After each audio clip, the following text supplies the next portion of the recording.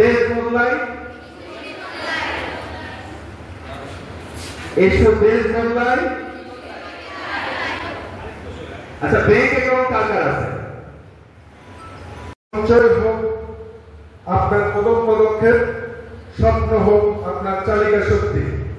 আসলে পৃথিবী বদলায়, পৃথিবী যদি বাস্তবযোগী না হয় এবং দেশ যদি আমাদের যদি কল্যাণকর রাষ্ট্র না হয়, তাহলে সেটি আমাদের জন্য খুবই অস্বস্তিকর।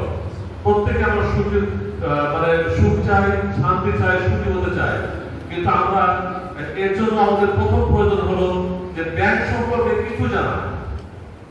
ব্যাংক একটি আর্থিক বিনিয়োগ প্রতিষ্ঠান।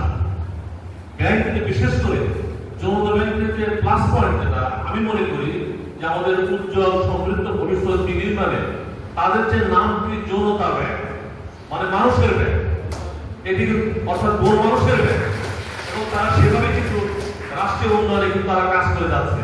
আমরা স্কুল ব্যাংক ছিল না।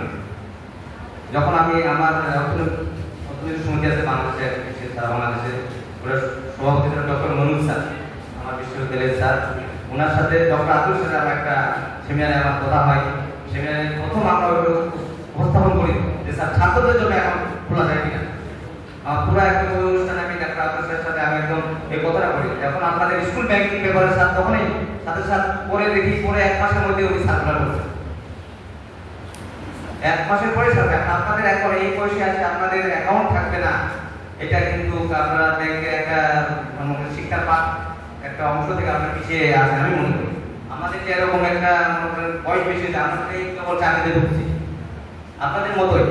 আমি আশা করি সবার যে কোনো ব্যাংক হোক, জনতা ব্যাংকে খুলতে তার কোনো মানে নেই। যে কোনো ব্যাংকে আপনার ব্যাংকের সাথে জড়িত থাকবেন। এখন থেকে কিন্তু আপনারা আজকেও কালকে আপনারা আমাদের কিন্তু একজনের আলাদা চাকরি গেল, দেখেন আপনার প্রতি আপনার ব্যাংকে ঢুকবেন।